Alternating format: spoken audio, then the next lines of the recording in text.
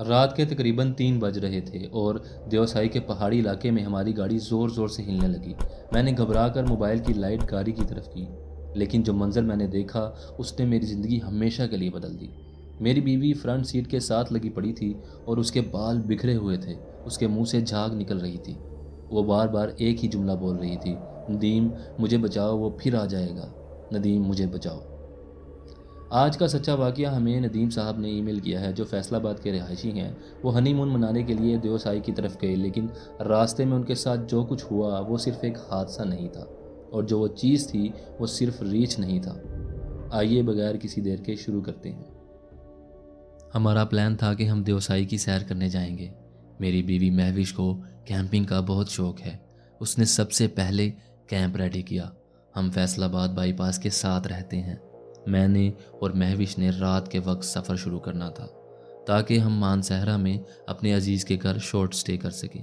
لیکن میں نے جب گیراج سے گاڑی نکالی اور اس کو صاف کرنا شروع کیا تو اس کی ونڈ سکرین پر خون کے دھبے تھے، جیسے کسی کو سکرین پر رکھ کر گھسیٹا گیا ہو۔ خون کو دیکھتے ہی میں پوری طرح شاکڈ ہو گیا۔ میں نے اپنے ابا جان کو پکارا، حاجی صاحب جلدی نیچے آئیں، حاجی صاحب جلدی آئیں۔ ابا جان نیچے آئے تو ان کو جب میں نے ونڈ سکرین دکھائی تو وہ فوری بولے، بیٹا یہ خون کسی جانور وغیرہ کا ہوگا، پریشان نہ ہو، اس کو صاف کر لو، ہو سکتا ہے کسی بلی نے چوہے کا شکار کیا ہو۔ ایسے خوشی کے موقع پر برا نہیں سوچتے۔ میں نے خون کے دھبے صاف کیے، سامان گاڑی میں لوڈ کیا اور گھبراہٹ کو کنٹرول کرنے کی پوری کوشش کی۔ دماغ وزنی سا محسوس ہونے لگا، لیکن مہوش پر بیڈ امپیکٹ نہیں ڈالنا چاہتا تھا، اسی لیے اپنے آپ کو تھوڑا ریلیکس کیا۔ پھر ہم لوگ سب کو ملنے کے بعد گاڑی میں بیٹھ گئے۔ جیسے ہی گاڑی کا انجن سٹارٹ کیا اور ڈورز کو کلوز کیا تو گاڑی اچانک پوری طرح ہل گئی، جیسے کوئی بہت وزنی چیز گاڑی میں اچانک رکھ دی گئی ہو۔ میں نے مہوش کی طرف اور مہوش نے میری طرف دیکھا۔ اس سے پہلے کہ میں کچھ بولتا مہوش بولی، ندیم ابھی سفر شروع نہیں کیا تو آپ کی گاڑی کا انجن مسئلے کر رہا ہے، گاڑی میں کوئی خرابی تو نہیں؟ میں چند سیکنڈ خاموش رہا، سوچا کہ اس کو خون والی بات بتاؤں یا نہ، سفر کو یہیں روک دوں، کیا کروں کیا نہ کروں۔ پھر میں بولا، نہیں گاڑی تو ٹھیک ہے، ری سٹارٹ کرتا ہوں۔ پھر میں یوں ہی گاڑی کو ری سٹارٹ کیا اور سفر کا آغاز کر دیا۔ میں سارے راستے وسوسوں کے ساتھ سفر کر رہا تھا، میری بے چینی بڑھتی جا رہی تھی۔ میں نے 3-4 جگہ گاڑی کو روک کر تسلی سے چیک بھی کیا، لیکن کوئی مسئلہ سامنے نہیں آ رہا تھا۔ میری بے چینی کو دیکھ کر مہوش بولی، ندیم آپ سے ایک بات پوچھوں، آپ کو برا تو نہیں لگے گا؟ میں نے کہا جی پوچھو، کوئی مسئلہ نہیں، مجھے برا نہیں لگے گا۔ مہوش بولی، ندیم آپ مجھے خوش نہیں لگ رہے، کیا پریشانی ہے؟ آپ کا ہنی مون پر جانے کا جی نہیں چاہ رہا تو آپ واپس گھر چلیں، ہم دوبارہ پلان بنا لیں گے۔ لیکن مجھے ابو کی بات یاد تھی کہ سفر کو خوشگوار رکھنا ہے۔ میں نے مہوش کو کہا، نہیں مہوش، بس گاڑی کی ایوریج ٹھیک نہیں آ رہی، اس چیز کی تھوڑی پریشانی ہے۔ میں نے بہت کوشش کی کہ اپنے آپ کو کام رکھوں اور سفر کو خوشگوار رکھوں، اور اس طرح تقریباً 5 گھنٹوں میں ہم حسن ابدال پہنچ گئے۔ رات کے 1 بج رہے تھے۔ حسن ابدال میں ایک ریسٹورنٹ میں رکے، وہاں کھانا کھایا، فریش ہوئے اور پھر گاڑی میں بیٹھنے لگے تو جیسے ہی مہوش نے گاڑی کا ڈور کلوز کیا تو ہمارے کانوں میں ایک بیپ چلنے لگی۔ ہم نے اکٹھے اپنے کانوں کو تھپتھپانا شروع کر دیا اور ایک دوسرے کی طرف دیکھتے رہ گئے۔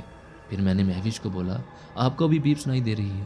وہ کچھ بولی جو مجھے سمجھ نہیں آیا۔ پھر اس نے مجھے اشارہ کیا کہ کانوں میں کوئی آواز نہیں آ رہی۔ میں نے بھی اس کو یہی اشارہ کیا اور ہم دونوں گاڑی سے باہر آ گئے اور کانوں کو تھپتھپاتے رہے۔ پھر دوبارہ ریسٹورنٹ کے اندر چلے گئے، وہاں کچھ دیر بیٹھے۔ پھر جب بیپ بند ہوئی تو میں نے مہوش سے کہا، شاید زور سے ڈور کلوز کرنے کی وجہ سے ایسا ہوا تھا۔ پھر ہم دوبارہ گاڑی میں بیٹھے اور آہستہ آہستہ مانسہرہ کی جانب بڑھنے لگے۔ گیراج سے لے کر حسن ابدال تک ہونے والے عجیب واقعات سے میں بہت پریشان ہو گیا۔ مجھ سے گاڑی ڈرائیو کرنا بہت مشکل ہو گیا تھا۔ پھر بھی ہم چلتے گئے اور جیسے ہی ہم ہزارہ موٹر وے کے قریب پہنچے، باب ہزارہ سے پہلے میں نے کلام پاک کی تلاوت لگانے کے لیے ڈیش بورڈ پر LED کو ٹچ کیا، لیکن یہ کیا، گاڑی یکدم وہیں بند ہو گئی۔ میں نے ری سٹارٹ کرنے کی کوشش کی، انجن کو اگنیشن دی تو گاڑی جوں کی توں ہی رہی۔ بار بار کوشش کے باوجود میں ناکام رہا۔ پھر گاڑی سے باہر نکل کر بونٹ کھولا اور موبائل کی فلیش لائٹ آن کر کے چیک کرنے لگا، لیکن سب کچھ ٹھیک تھا۔ میں نے بونٹ بند کیا اور سگریٹ نکال کر ابھی سلگایا ہی تھا کہ ایک شخص میرے پاس آ گیا، جو کہ مقامی ہی دکھائی دیتا تھا۔ اس کا قد 6 فٹ سے زیادہ تھا۔ اس کی داڑھی ایسی لگ رہی تھی جیسے کئی روز سے یوں ہی چھوڑ دی گئی ہو، اور بال بھی اس طرح لمبے ہو رکھے تھے۔ لیکن وہ میرے قریب آیا، نہ کوئی سلام نہ دعا، اور مجھے کہنے لگا، آگے نہیں جانا۔ میں حیرت سے بولا، کیا مطلب؟ وہ پھر بولا، آگے نہیں جانا، آگے نہیں جانا۔ اس کی آواز بہت بھاری اور خوفناک سی تھی۔ میں پوری طرح گھبرا گیا۔ میں نے پھر اس سے پوچھا، بھائی خیر ہے، آپ کیا کہہ رہے ہیں؟ میں سمجھا نہیں، آپ کون ہو؟ اس بار اس نے کوئی جواب نہیں دیا اور روڈ سے نیچے اتر کر پہاڑی کی طرف چلنے لگا۔ میں نے اس کو بار بار آواز دی، بھائی بات سنو، بھائی کدھر جا رہے ہو؟ لیکن اس نے ایک نہ سنی اور اندھیرے میں چلتے چلتے غائب ہو گیا۔ اب مجھے گھبراہٹ کے ساتھ ساتھ شدید خوف ہونے لگا۔ پھر گاڑی کے اندر میں بیٹھ گیا، لیکن جب گاڑی سٹارٹ کی تو شکر ہے کہ گاڑی سٹارٹ ہو گئی۔ مہوش نے مجھے پوچھا، کیا ہوا، آپ گھبرائے ہوئے کیوں ہیں؟ میں نے اسے کہا، تم نے وہ شخص دیکھا جو مجھ سے بات کر رہا تھا؟ مہوش بولی، کون سا شخص؟ مجھے تو کوئی نظر نہیں آیا، آپ ہی بس سگریٹ پیتے پیتے خود سے بات کر رہے تھے۔ اب میرا خوف مزید بڑھ گیا، مجھے ٹھنڈ میں پسینہ آنے لگا، میری حالت بہت خراب ہو چکی تھی۔ میں نے اس کو کہا، کچھ نہیں، بس سفر کی تھکاوٹ سے شاید وہم ہو گیا ہے۔ لیکن اب آگے جانے کے سوا کوئی چارہ بھی نہیں تھا۔ ہم لوگ بمشکل سفر کرتے کرتے آخر مان صحرا پہنچ ہی گئے اور اپنے عزیز کے گھر بقیہ رات گزاری۔ اگلی صبح اب میرے پاس 2 ہی آپشن تھے۔ پہلا، اس انجان شخص کی بات کو مانتے ہوئے واپس گھر چلا جاؤں۔ دوسرا، اللہ کا نام لے کر آگے اپنی منزل کی طرف جاؤں۔ میں نے دوسرا آپشن مناسب سمجھا، کیونکہ اگر میں واپس چلا جاتا تو مہوش کے ساتھ ساتھ تمام فیملی بہت پریشان ہو جاتی اور خاندان میں ایک عجیب سی امبیرسمنٹ کا سامنا کرنا پڑتا۔ پھر میں نے دوبارہ ہمت کی اور اچھے موڈ کے ساتھ آگے دیوسائی کا سفر شروع کر دیا۔ ہم لوگ رات کے وقت دیوسائی پہنچے اور وہاں ایک ریزورٹ میں اسٹے کیا۔ کھانا کھانے کے بعد مہوش کہنے لگی، ندیم، میں نے سنا ہے رات کو یہاں شوسر لیک پر لوگ کیمپنگ اور بون فائر کرتے ہیں، چلے وہاں چلتے ہیں۔ پہلے میں نے ایک پل کے لیے سوچا کہ منع کر دوں، پھر نہ جانے کیوں میں نے ہاں کر دی اور ہم لوگ گاڑی میں سوار ہو کر شوسر لیک کی طرف نکل پڑے۔ ہمیں نہیں معلوم تھا کہ آگے ہمارے ساتھ کیا کچھ بھیانک ہونے والا ہے۔ تھوڑا ہی آگے گئے تو گاڑی اچانک بند ہو گئی۔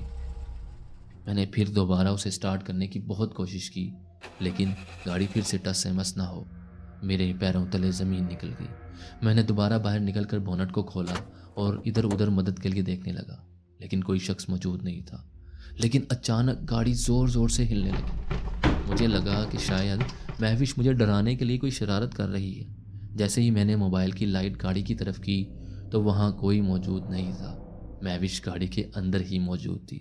میں گھبرا گیا اور گاڑی کا بونٹ بند کیے بغیر ہی گاڑی کے اندر جھانکا تو دیکھا کہ مہوش گاڑی کے دروازے کے ساتھ لگی ہوئی ہے اور اس کا حال عجیب تھا، یعنی بال بکھرے دکھائی دے رہے تھے اور منہ سے جھاگ نکل رہی تھی۔ میں نے فوری گاڑی کا دروازہ کھولا۔ مہوش کیا ہوا ہے؟ مہوش آنکھیں کھولو۔ میں نے اس کی نبض چیک کی جو کہ چل رہی تھی۔ میں بہت گھبرا گیا۔ میں نے پانی کی بوتل پکڑی، مہوش کے منہ پر پانی کے چھینٹے پھینکے۔ اس کو بڑی مشکل سے ہوش آیا۔ جیسے ہی مہوش کو ہوش آیا وہ اونچی اونچی چیخنے لگی، ندیم وہ کون تھا؟ ندیم وہ پھر آ جائے گا، مجھے بچا لے۔ میں نے اسے کہا، کون آ جائے گا مہوش، کیا ہوا تھا؟ وہ بولی، ندیم مجھے کسی نے زور سے پکڑ کر بہت زور زور سے ہلایا تھا، میرا گلا دبایا تھا۔ میں نے جب پیچھے مڑ کر پچھلی سیٹ پر دیکھا تھا تو مجھے بہت عجیب سا ایک سایہ نظر آیا تھا۔ اس کے بعد مجھے کچھ یاد نہیں۔ مہوش نے زور زور سے رونا شروع کر دیا۔ اس کے رونے کی آواز بہت زیادہ گونج رہی تھی۔ اتنا خوفناک ماحول بن چکا تھا کہ میں خوف کے مارے کانپنے لگا۔ میں نے اس کو کہا، میں تمہاری بات امی سے کرواتا ہوں، تم پریشان نہ ہو۔ مہوش کہنے لگی، مجھے ابھی گھر جانا ہے، میں یہاں نہیں رکوں گی۔ میں نے امی جان کو کال کی تو نیٹ ورک کی خرابی کے باعث کال نہیں ملی۔ پھر میں نے مہوش کو کہا، گاڑی یہیں چھوڑ دیتے ہیں اور ریزورٹ واپس چلتے ہیں، وہاں جا کر کوئی حل سوچتے ہیں۔ پھر ہم لوگ وہاں سے پیدل واپس اپنے ریزورٹ آ گئے۔ کچھ دیر بیٹھنے کے بعد ریزورٹ کے ایک سٹاف ممبر کو صورتحال سے آگاہ کیا۔ اس نے ایک اور شخص کو ساتھ لیا۔ جب ہم گاڑی کے پاس پہنچے تو دیکھا کہ گاڑی کے اوپر بڑے بڑے پنجوں کے نشانات تھے، جنہیں دیکھ کر میرا سر چکرا گیا۔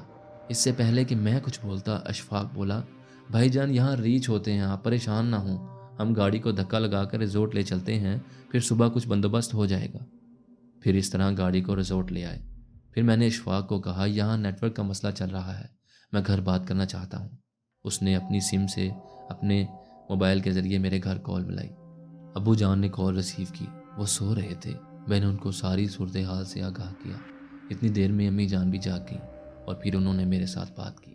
کہنے لگیں بیٹا مجھے ابھی بہت عجیب خواب آیا ہے، تم صبح گھر واپس آ جاؤ۔ انہوں نے مزید کہا میں نے دیکھا کہ تم دونوں ایک کیریج میں سوار ہو اور ایک بہت بڑی بلا تمہارے پیچھے پڑی ہے، لیکن ایک نورانی روشنی ہر طرف پھیل گئی اور وہ بلا تمہارا کچھ نہیں بگاڑ سکی۔ بیٹا شاید اللہ تعالیٰ کی طرف سے یہ ایک اشارہ ہے۔ میں نے غور کیا تو مجھے اندازہ ہوا کہ ابھی ایسا ہی تو ہوا ہے، ہمیں اللہ تعالیٰ نے ہی بچایا ہے۔ پھر میں نے امی جان کو ساری تفصیل بتا دی کہ سفر میں ہمارے ساتھ کیا کیا ہوتا رہا۔ امی بولی بیٹا میں نے تمہارا صدقہ دیا تھا، اللہ تمہیں ہر بلا سے محفوظ رکھے گا انشاءاللہ۔ لیکن ایک بات طے تھی کہ ریچھ کا نام سن کر کوئی بھی یہ یقین نہیں کرے گا کہ ہمارے پیچھے واقعی کوئی بلا تھی جس نے ہمیں نقصان پہنچانے کی پوری کوشش کی لیکن ناکام رہی۔ دوستو ندیم صاحب کے واقعے سے دو باتیں تو مکمل واضح ہیں۔ پہلی یہ کہ ماں باپ کا سایہ سر پر بہت اہمیت رکھتا ہے، وہ عمر کے کسی بھی حصے میں ہوں تو ہمیں ان کی بہت قدر کرنی چاہیے، ان سے دعائیں لینی چاہیے۔